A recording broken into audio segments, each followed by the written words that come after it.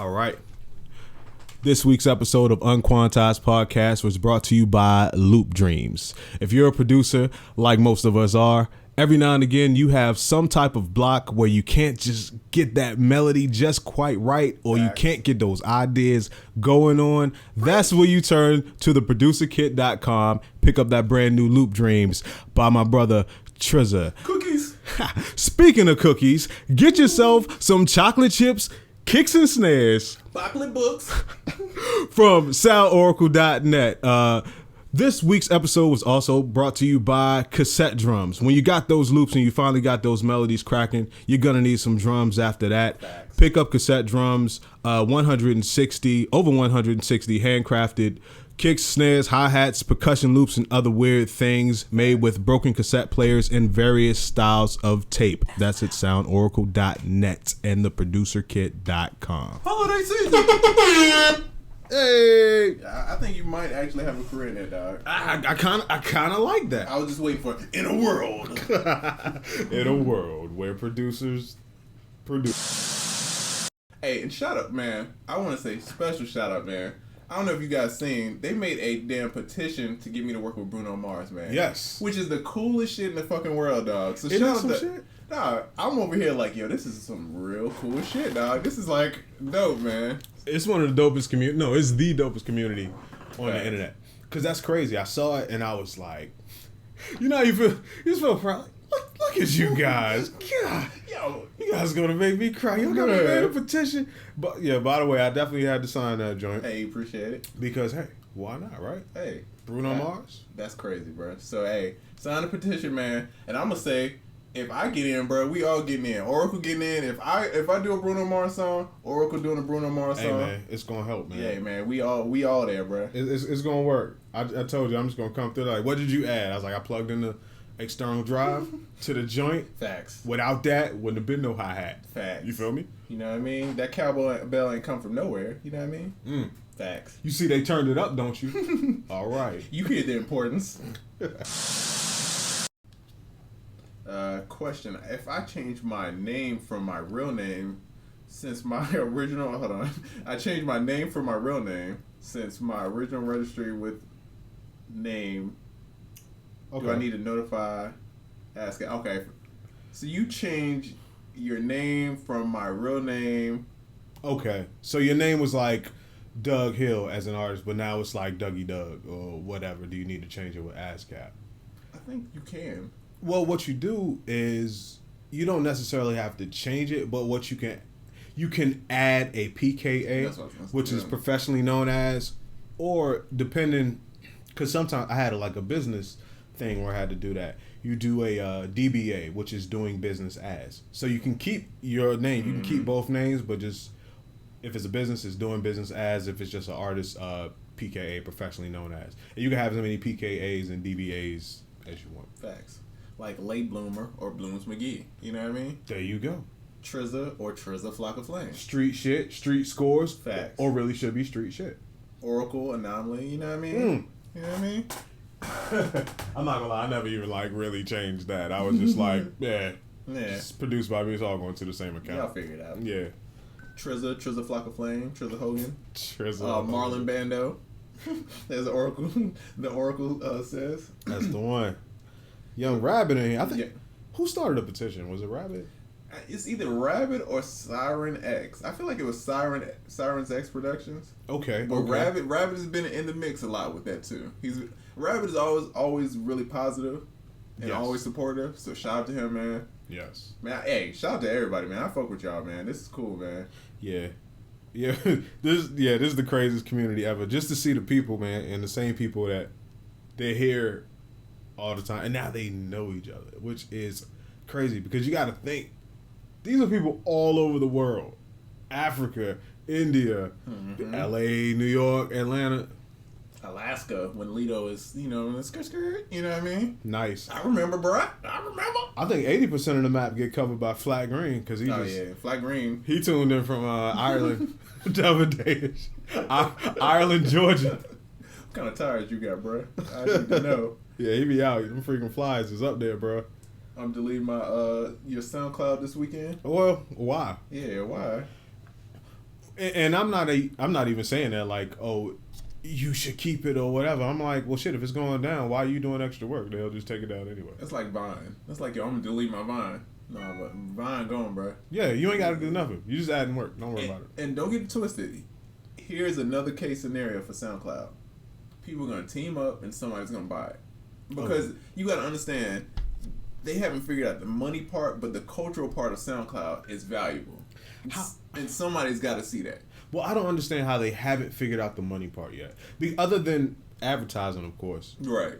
What everybody else around you is making money, and they're all virtually doing the same thing. You know what I think it is too? Is because, again, and it's so crazy for me. It relates to if you lease beats and you're this kind of producer, or you're a placement type producer, right? Right. It's the value. Because when I think of Spotify, I think of value. Big artists. I think of, when I think of iTunes, I think big artists. When I think Tidal, I think big artists. When I think SoundCloud, I don't think that. Right. So I think it's hard to convince people to pay for something when they don't value the same. You get what I'm saying? Well, my thing is this. Couldn't they have, like, rebranded or restructured, like, the way the shit works? Because you have a massive audience. Mm-hmm. So couldn't you somehow take some of those people and make the audience that you have feel better by somehow generate a new revenue stream? Speaking of streaming is the shit. Okay. Like, other than podcasts and shit, like Spotify never cashed in on the streaming. Yeah, I don't know, bro. And I think they messed up because SoundCloud Go is terrible. And I think too, it's at a point I don't want to sign up for no more shit, bro. I got Spotify. I got Apple Music. I'm cool, bro. What about Tidal? You got Tidal? No, because I'm like, I got too much shit, man. Only reason I got Apple Music is because the Gary Vee show, the Planet of Apps. Yeah. That was the only reason I got Apple Music and Pharrell show. Only two reasons where I was like, all right, I need But isn't that the genius of all these platforms? Oh, yeah. Because somebody comes out with something, you're like, I don't give a damn about that. I got this. But then they know they're going to get somebody that you like, and they're only going to put them there, and they're going to make you get it. And it's like the gym. They don't care if you come every day. They just want you to sign up and keep getting charged every month. And I think that's what SoundCloud, they don't have anything exclusive. Their SoundCloud Go is just you don't get commercials. It's like Pandora, basically. It's like, yo, Pandora's over there fucking up. So SoundCloud just turned into a dollar store. Pretty much. Their value. So it's like they're leasing beats rather than placements in a way. That makes sense. That's what. Weedy. So much potential because the audience there is just... Man. It's a huge audience. It's an audience of people that do stuff. Facts. The other places are audience of consumers and listeners. SoundCloud had consumers and listeners and also artists. Not like big name artists, but DIY artists. I just feel like with so much potential right there, but what the fuck do I know?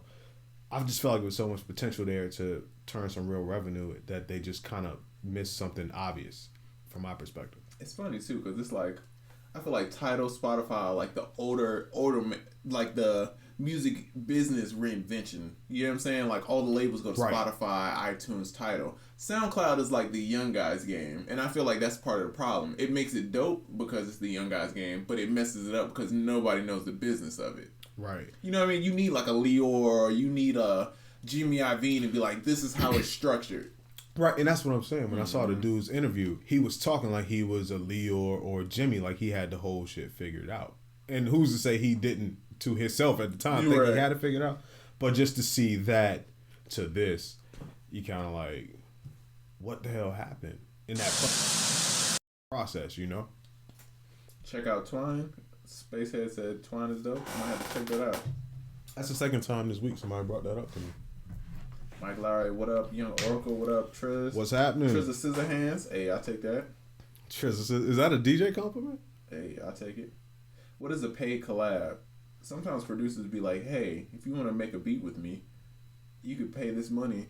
Yeah. And I'll make a beat with you. Which to me, I just don't fuck with that whole concept, man.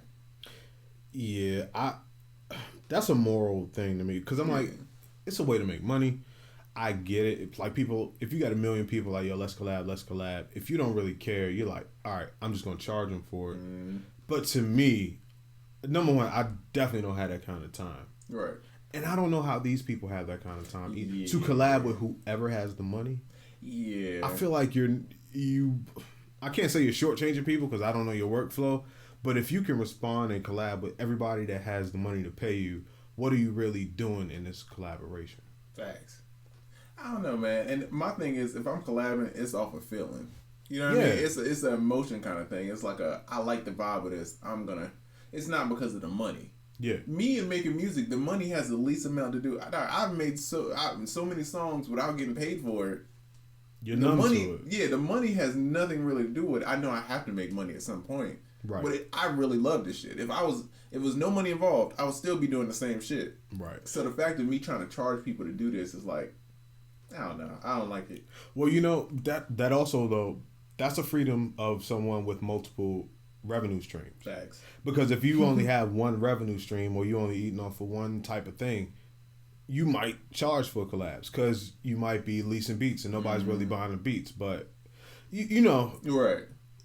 When I see paid collabs, to me, it indicates somebody who is just running a system or somebody trying to figure it out. It's very short term to me. Yeah. Yeah, and I try not to think short term. You know what I mean? I feel like I try to think of the bigger picture shit, and I think the collab thing, I don't know, because I don't think I don't want to do stuff with people that I can't give nothing back for them. Right. You know what I mean? You giving me money, and then what do you really get out of it? You making a beat with me, cool. But after that, what does it do for you? You're not really learning anything. You're not really... Yeah. And it's a lot to the anybody can get it model to me. I don't... Yeah, I don't like that. Because how do you build any type of value or any type of scarcity when anybody can get anything as long as they have the money? Mm-hmm. Nah. Facts. These beats... you got to be dope to get these beats. You know what I mean? Exactly. Everyday people... I need a beat. How much for a beat? I don't sell beats on the internet. Facts. Many artists looking for producers directly on the app. On Twitter. Oh, okay. That's what I did here. It's a way to link. And I was saying a while ago, like, it has to be a service, or there should be a service where producers can meet artists and artists can meet producers. You know? I seen, have you seen Rap Chat? Nah. It's like Snapchat, but you could, like, basically you could upload beats and then people can rap over top of it. And they make videos to it? Yeah, all of it is cool, but I'm just like, I don't think this is going to take the fuck off. Nah, that seems like one of them kiddie joints. Like, they had a joint called The Booth, and you get in there and you kind of like collab, and terrible. It seemed like a Toys R Us style of It's like a hobby. It's like for people who just joke around and rap. Yeah, like, oh, my cousin sing, and she be on that app in the booth and working with producers on there, and you're like, this is Thanksgiving. I just want to eat my Thanksgiving dinner. Thanks. Yeah. A paid collab is how internet producers increase their pockets on the sly. That is true. Yeah, it's a business model. But, yeah, I just stay away. It's like drop shipping. I get it. Not for me, though. It's not for me. I don't want to do it. You know what I mean? There you go. I get it. I see how that works. Not for me, though. Yeah, paid collab? Nah. Speaking of anomaly, that Anam 9 kick is lava. Haha, appreciate you, bro. Yeah. I ain't gonna lie, a lot of the sounds that I really like myself that are like more specific to me, I will put Anam in front of the name. Just to be like, yeah. It's a personal thing. Yeah. Even though Anam is dead, rest in peace, my nigga. But yeah, you don't went through it, bro. Yeah. I be wanting to call you like 20 different names. I got mad aliases. Yeah. But secretly though, too, I put Anam on stuff because it'll put it higher in the list. If it's alphabetically, I want you to hear that first. That's fact. That's fact. I name stuff alphabetically. That is very smart. I actually need to write that down in the notes. I learned that from working with Tim. So here's the formula. I know certain stuff that he would like, and whatever. So I would name stuff in order of presentation, not like specifically, but I'm like, this should start with an H because something like this is a B. So I'm gonna start this with an H to keep it. But the flyer gotta be something with an A.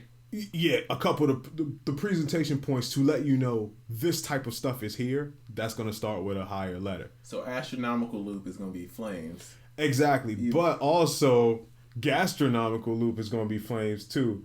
But you know he gonna fuck with astronomical. Yeah. Gastronomical might be flames, but he might. It's a guess. Yeah, well, I'm like, oh, you gonna mess with it, but I ain't want to put the astronomical gas. I ain't want to put them all together. So yeah, we spread some of this here, some of this here, some of this here, and now here's the list spread out of. But this is like the table of contents. This is the type of stuff that's in here. This A, B, B, C, C. That's the table of contents. The rest of the stuff is just kind of spread out. You know what that reminds me of? Like, Polow is one of those people. I feel like Polow, if he sees me, he knows who I am. He'll speak to me and we cool, but I don't know Polow like that. But I've been around Polow a lot. And I'm Polow adjacent all the time, right? You know what I mean? I know you, who knows Polow. I know Keith, who knows Polow. Right. Usher, who knows Polow. Jay, who worked for Polow for years, knows Polow. So I grew up around the Polow camp. You know what I'm saying? I have a lot of Polow influence. It's how you play the record, right? I've seen Polow play records for people, and he sells it to them, right? Oh my God. Same goes with sounds. It's how you set it up, how you present it to them. Just like with an album, if the song 1 is kind of weak, you're going to be like, man, what's that Drake album where all the first 5 songs was kind of slow? I was like, I don't like this one. Right, but then it picks up and no. Yeah, you got to hit them off the top. That's what I'm saying. Facts. It's the details, man. The little details are what really makes the difference. You know what I mean? Like, you got to lay stuff out right for people. Don't just all in, not giving a damn. Nah, lay it out right. Walk them through it. Facts. You know? Is there a day when you don't feel inspired to create realistically? Hell yeah. Hell yeah. All the time. Shit, 50% of the time. Man, especially now, bro. Because we've been doing this so long, bro. Yes. It's hard to keep making 5 beats a day every day. 5 beats a day for 3 summers. Man, it's like 3 summers is like, all right, I put in work. But I made so many beats every day for years. Yeah. Now it's like, I do it when I feel it. Yeah, do it when you feel it. And correct me if I'm wrong, but both of us kind of got out of doing it whenever people ask. Yeah. That's the downside to being a producer. It's like, you know, I'm like, I'm going to put my producer hat back on a little bit more. But then somebody will call you like, yo, we going in tomorrow at 8 a.m. and it's midnight. And they're like, yo, what you got for what you called or can you make? And I'm like, see, I don't do that. I like to have more control over my time. Yeah, I don't do that no more. Yeah. I used to. And I will say, bro, if you feel uninspired, it's natural. Just work through it. Yeah. Even you got to make stuff even when you don't like it. Yeah. Just get in the habit of setting aside time to do it. And also work with other people. For instance, we call each other all the time and get each other hype about something new in music or in business or an app or whatever. You need that circle of people or at least one person that you all bounce stuff back off each other. When you're not feeling it, they're like, yo, did you see the new blah, blah, blah? You like, oh, nah, I'm pumped up about that. Facts. You know? Flag got a private jet on lock. Facts. Yeah, you do. I don't know what Flag Green does, but ask them is they hiring, because I need a job, bro. Because whatever you do, you be everywhere. Right. I think he gonna pop up on the news as like a carjacker of airplanes. Flat put on that vest, he get on tarmac, be like, yeah, someone stole the Virgin Airlines airplane. Right. He's like, oh yeah, pilot, they need you in the airport. So as a pilot, get out, Flat, just jump in, crank that bitch up, and take off. The plane returned safely, but it smelled like Jameson. The flat jacker has struck again. I don't know any of you all, but seems like a dope community tuning in more often. Hey, shout out to Don Did It, man. Don Did It. That's a crazy name, that's too. That's a hard name, too. Yeah. Hey, that's how we do it here, man. Hey, man. This is dope, man. I really feel, it's one of these moments where I'm like, man, this is cool as fuck, bro. Right. Yeah. You can't even sit here and be like, yeah, you know, we meant for it to be. It's kind of like, wow, this is really. Because production is a very nomadish kind of profession too. It's very easy to be by yourself being a producer. Yes. Because, working in studios, I worked in a studio where you had to dim your screen when you're not sitting in front of it, so people don't look at your setup and shit. This is where I come from. So the fact that we're all just cool and we're so open and transparent, we're not worried about. Like, I don't care. I can tell you what's on my master. You know what I mean? I can tell you what kick I'm using. I can tell you what 808 I'm using. You know what I mean? It don't matter, bro. I don't give a fuck. I'm gonna make a different song than you. Right. Hey, welcome to the most transparent podcast ever. I will say that, man. We're transparent as hell. I did a podcast the other day. Somebody interviewed me, and they were like, "What makes your podcast different?" And I'm like, "Other than the fact that we turn up, drink Jameson, don't give a fuck, we're transparent." And I explained how the first couple episodes was us trying to figure out A, if we wanted to do a podcast, and B, what it would be like. So it was transparent from the gate, and I think that says a lot, man. That says a whole lot. We got a young legend in here, bro. Who in this it? is this is a legend that, again, I'm gonna speak from just. I grew up on YouTube, man. I'm a YouTube baby, man. You know what I mean? Hannon motherfucking Lane, bro. Dog. Incredible, dog. Hannon Lane has a beat making video where he has a bottle and a fucking drumstick, dog, and he makes the most fire beat, dog. Right. Oh man, Hannon's the shit, bro. Yo, Hannon, what up, bro? I see you, man, and what up to you too. I always see Hannon if I'm in Virginia. If I go to Virginia with Tim or whatever, Hannon's always there, and he's another like real dude. Like he immediately, like the first time I met Hannon, we talking about like real life shit. Right. You know what I mean? And he's a super talent. He's one of them rare people that you meet in life. And he put me on to you don't eat meat. Turkey chops. He took me to this place. I ain't gonna lie, it looked like a hole in the wall. You took me to the spot, it looked like a hole in the wall. But he knew all the people in there, so I was cool. Oh yeah. And they had these turkey chops. Cause I still don't know what I ate, but it was amazing. So thank you for being a real one and for putting me on the turkey chops. Awesome. Facts. Hannon, if you don't know who Hannon is, do your Googles, man. Yeah. Legend, bruh. Yeah. Legendary. For sure. You got him up, as Nori says in the drink champ, you got to give the roses to the people. Hannon is one of the people, dog. Yeah. I'm super influenced. Him, Brian Kidd, you, all these people that I didn't even know what they did at the time, I was a fan of them. Hey. So now that I know who they are, I'm like, yo, I'm a fan, bro. You know what I mean? Right. So have you ever met Hannon? I've never met Hannon, dog. Cool dude. But I know, dog, if I seen him, I know. If I seen him in the mall, I would know exactly who he is. Dog, I swear I've watched that beat making video a million times. That's dope. So you got at least a million views. Dog, and they came from me, dog. And that was a minute ago too. That's before people was on YouTube like really getting popping. Because he had the cute girl in the studio. I forgot her name. She was cute. He made a beat out of a bottle and a drumstick, and he had, I want to say it was an ASR. Yep. ASR. Yeah, he's an ASR guy. Dog. You know it. Come on, man. I'm a YouTube baby, man. Anybody up on the cat Russ and his dope movement? He clowning the industry politics. Shout out to Russ. I like what he's doing. I don't really know his music, but I know him. Which is crazy of the new scene of music. A lot of these people, I don't really know their music, but I know them. A lot of people, Black Youngster is like that. Oh, only thing I know is Hip Hopper. The song with Lil Yachty. Right. That's the only song I know. Peace Hilarious. That's all I know. I didn't even hear that song. I've never heard any of his music. Vince Staples, mad charismatic. I'm like, he needs a show. I'm all on the Vince Staples bandwagon. Once again, don't listen to the music. Not that it's not good or not worth listening to, but sometimes your personality transcends your music, which is a good thing. Facts. What's the key to get your music from artsy to something people want to hear or buy your beats? That's actually a good question. It is, because I'm always on the fence of, I might be too artsy. Well, be different, be dope. I always say that. Like, don't conform. Don't ever bring your shit to the mainstream. Fact. If you're over here to the left or to the right, don't ever ease in this way. What you can do, stay over here, just make your shit undeniable to the point where people are like, yo, what's that? Right. You not like, what's that? But like, damn, what's that?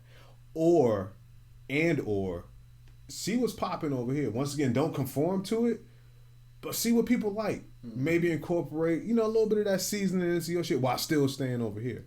That's how you do it. But don't ever, if it's not in your heart, don't ever stop making what you want because you don't have an audience and go here to make this shit. Because it's so many people here making this that you're setting yourself up for failure. Stay where you are, do something that only you can do, and make that shit undeniable. That's how you do it. And you got, I think they said in the Defiant Ones documentary, Jimmy Iovine talks, he says, if you're doing something, no, it's the Pharrell podcast where they interview Jimmy Iovine talking about the Defiant Ones. That was a damn shoelace. So yeah, on Pharrell's podcast called Other Tone, he had Jimmy Iovine, and they were talking about Defiant Ones. Okay, gotcha. And he says, if you're doing anything different, it's going to be harder for you, because people are basically, in a nutshell, and what you'll figure out in the music industry, everybody's a dick rider. Yeah. Most of these A&Rs don't know shit. Nah, they just want more of what's popping. Dog, you will get an email, I want a Mike Will beat. Yo, fucking call Mike Will. I'm not Mike Will, bro. I don't make Mike Will beats. Yeah, I don't make those. Right. And I personally stopped doing that, because I'm not Mike Will, bro. If you want a Mike Will beat, call Mike Will. No shade to Mike Will. I think Mike Will is great. Right, but have you checked out what the fuck I do? Yeah, if you want a Triz beat, then you come to Triz. I do Triz. Right. You know what I'm saying? So your thing is how to make your brand is digestible and still be yourself at the same time. Yeah. Make the shit palatable to people, you know. But yeah, I say spend more time standing out and being good than you spend making your thing palatable. But it should always be palatable to people. It should be at least one thing there that they can connect with, so they can even check out what else you're offering. Self-awareness. Yeah. Oh, self-awareness is key. That's super key. Techno, I've been running shit. #1 independent. Facts. He's in his 40s. There's no age limit for this. Slim. Facts. And so you know about like his compound that he has? Oh, I think I watched a documentary about it. Okay, I know mad interviews, and I remember him from when I was young, and he was just starting to do his thing. But yeah, he got the compound where they do film and all his merch. He makes all his merch like right there in house with the machine, and he sells hella merch. Bruh, smart. And does more touring than 98% of these big name artists. It has a better following. And don't he have a lot to do with like Kendrick, and he's part of that, because I think J-Rock, who found Kendrick or helped with the Kendrick thing, is part of Strange Music. I did know that. Yeah, so he's part of that whole Kendrick thing. Holy shit, I didn't know that. But yeah, shout out to Tech Nine, like one of the first people to really get it. That's right, he gets and it. He has one of the best audiences, or best some of the best fans ever, and not the biggest fan base, even though it's hella huge. But the devotion of his fans is unmatched. Like, let Drake do some really dumb shit tomorrow, his fans are gonna abandon him quick. Tech Nine could do 9 dumbass things, his fans are like, yeah, he was right in doing all those, and I'll still drive 700 miles to his show to see him. Like the Juggalos. Yes, exactly. Insane Clown Posse is not that insane, man. No, I went to an event one time with a bunch of Juggalos. Very interesting. I had a great time. I ain't gonna front, dog. I was in there lit. I was in there partying with these motherfuckers. Oh, you gonna be lit, right? Oh, yeah. I was in there partying with these motherfuckers. It was some wild shit going on in there. Good time, though. Good people, man. I can see that. Very understood. It's like going to Comic-Con. Very, very understood people, dog. It's like when you see it, it's easy to form an opinion, but you being there, it's like a whole... Dog, I want to go to Comic-Con and dress the fuck up and just be mad wasted, bro. Yeah, the thing is... Sounds fine. When people look at it, you're like, oh, it's people in costumes. Oh, it's so crazy. Or even the Juggalos. It's these crazy clowns. But like, no. They're people that all are really fans of one thing. Because if you talk to them, they're doctors, lawyers, teachers. You know that it's society. It's just they're all so devoted to one thing that they dress this way or they act this way. But yeah, it's your neighbors, straight up. Work out the way. How important is time management while you're creating? Oh, Jesus. Bro, hold on, man. Oracle, I don't even want you to say that, because Oracle put me on this shit, bro. I mean, Oracle put me on this shit. Can I take the phone so they can see you talk about it? Man, hold on. Hold on, man. Let me move the phone. Look at him. Stretch a little bit. Oh, yeah, he going in on this answer. Just for you. Time management is probably the most important thing that you can figure out, not just about one thing, but your entire life. And to give a short little answer about my day is every night before I go to sleep, I plan out what's going to happen for tomorrow. I look at what's my priority. I look at what I need to get done, what is not priority, what I could kind of skate by if I put it off another day. I examine all of that. I know before going into the day what I'm going to do. So then when I wake up, I know what I got to get done. Boom. I know I need to finish this beat. I need to send this to this. I need to send my manager this folder for this purpose. These are the important things. This is some stuff that's not as important. If I get it done, it's a bonus. If I don't, no biggie. You know what I mean? So if you want to be successful, you got to figure out time management. Because my thing is, I would see people, they had like 5 kids, bruh.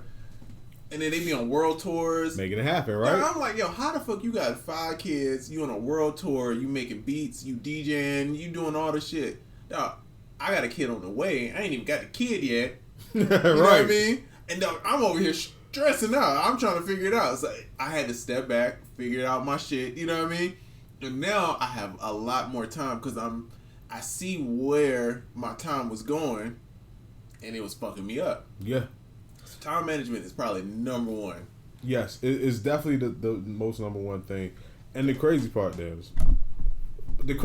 about it is not only is it about managing your time, it was about the fact that you took the opportunity to measure where you were spending time, to realize that you were wasting your time. Right. See, a lot of people don't go that far into it. And the fact that you were willing to do that means that you were super fucking devoted to the cause. Like, not only do I feel like I'm not maximizing my time, let me find out where I'm spending my time at, and then I can go from there. I always say that which gets measured gets managed. And you could always tell a person that's really serious about what the fuck they want to do because they measure it. It's just something about a person's spirit when they're on a mission. Facts. Like, I lost mad weight. My neighbors are like, yo, you on a mission? You're like, I see you out there every morning.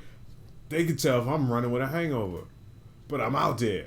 And they're like, it's something different. They see me do it before. I get out there, I kind of do my thing for a season or whatever. Like, nah, it's something different when you on a mission. And I could tell you was on that mission when it came to the time, man, because figure it out. There's just something special about a person's spirit when they're on a real mission to change. So my man got his time management under control, son. In New York, I'm merely rock.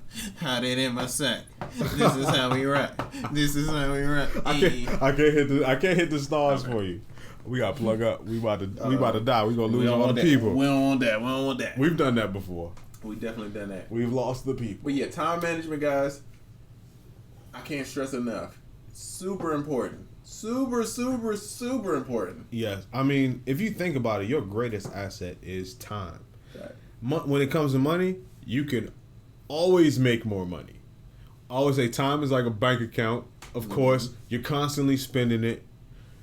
You can't add to it. You can save some of it. You can't add to it. And the scariest part is you don't know how much money you have in that bank account. But you're constantly spending at the same rate, 24 hours a day, whether you want to or not. So then it becomes, where do you want to spend it? Because you don't know when you're going to stop spending it. How do you invest it? Make it more, to make the best of it that you can. There you go. You can save it, and you can make time for other people. For instance, kids. You got a kid. You can set up things in your life that makes your kid's life a little bit easier to navigate. Therefore, you've saved that. You saved your kid time. Facts. Off the rip. Off gate. You know what I'm saying? You know what I mean? This is the secret to a good Jameson. You gotta do one more repo.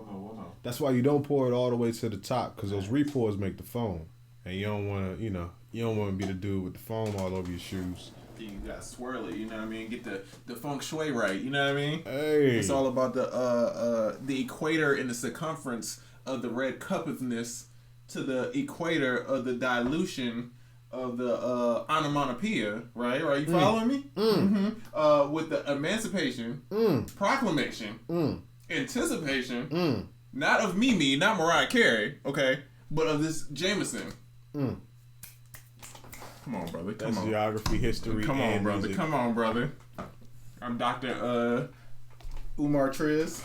Dr. Umar Triz.